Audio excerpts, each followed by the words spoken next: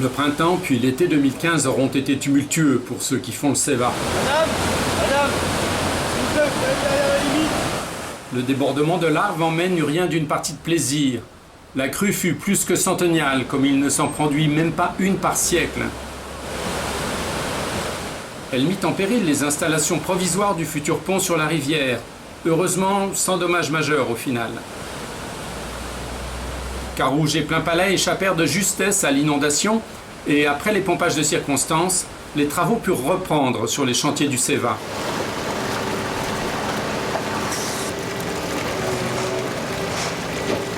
Malheureusement, un ouvrier occupé au creusement du tunnel fut grièvement blessé lors d'un éboulement. Le deuxième blessé est sérieux depuis le début des travaux il y a 3 ans.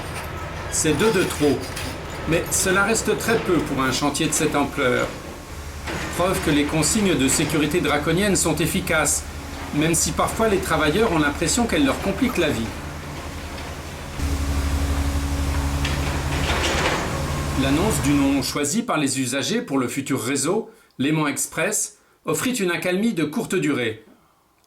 Le choix par la région Rhône-Alpes de rames françaises pour la partie qu'elle finance était attendu, même si l'appel d'offres était vraiment ouvert. L'histoire a commencé depuis longtemps, depuis 2007, où la Suisse participait avec nous à un grand appel d'offres dans lequel on avait ensemble retenu Alstom, et la Suisse qui l'avait retenu aussi n'a pas utilisé cette possibilité d'achat. Mais c'est son droit le plus strict. À partir du moment où la Suisse a choisi Stadler à un moment donné, ils ont pris leurs responsabilités.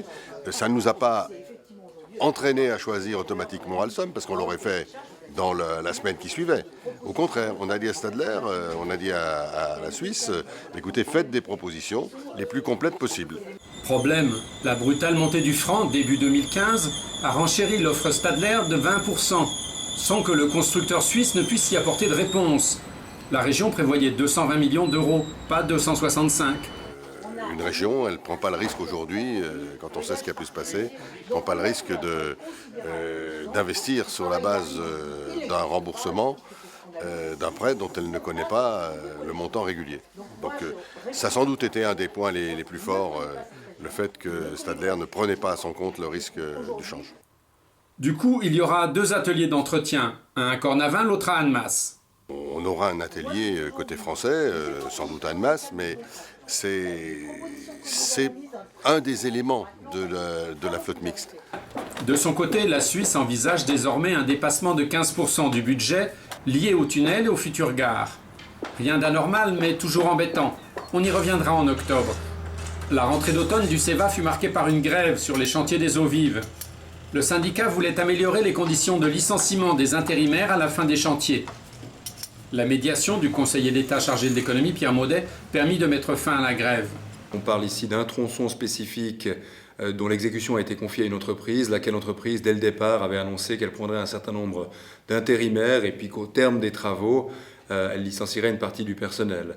Donc pour moi, la question, sous l'angle du contrôle du marché du travail, résidait dans la quotité, l'importance de cette part d'intérimaires. Depuis le départ, on a demandé qu'on ne dépasse pas les 25% au maximum d'intérimaires.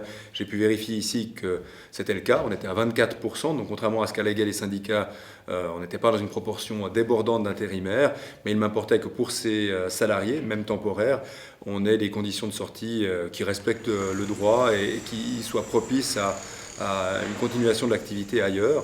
Et donc tout l'accord devait permettre à l'employeur et aux employés d'avoir une sortie non seulement honorable, mais également une sortie financièrement tangible pour les employés concernés. Je pense qu'il y a une part de mécompréhension, sans doute un peu de manque d'anticipation sur le terme du contrat. Et puis voilà, un contexte syndical et automnal qui devait amener à cette montée symétrique de l'énervement des 2 parties. Il y a toujours un bout de chemin à faire de part et d'autre. Je crois qu'il y a un intérêt évident de l'entreprise concernée à conserver une pleine capacité d'intervenir sur des chantiers, a fortiori des chantiers du Ceva ici, et puis un intérêt évident des syndicats à maintenir l'emploi et à pas non plus tirer trop sur la corde. Donc ça a pris un peu de temps, mais un chemin a été trouvé. La flexibilité de l'emploi, c'est un atout reconnu de la Suisse. Est-ce très sain que les syndicats cherchent à la durcir? Je crois que c'est de bonne guerre. Qui dit flexibilité dit aussi loyauté dans les affaires et dit aussi respect de la législation. Donc voilà, ça forme un tout.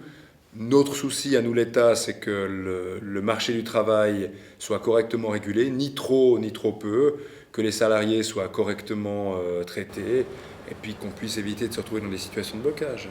On tire quand même quelques leçons, quelques enseignements de cette situation, à la fois dans la capacité d'anticiper les fins de contrat, mais aussi dans les perspectives qu'on doit pouvoir offrir aux salariés de poursuivre leur activité, soit sur place, mais alors dans un autre chantier, soit avec la même entreprise ailleurs. À noter encore ce mois-ci, comme il y a 2 ans, le week-end du 26 et 27 septembre, le CEVA et tous ses chantiers ouvrent grand ses portes. Ce sera l'occasion de découvrir l'avancement des travaux et de poser vos questions aux responsables qui seront présents sur place.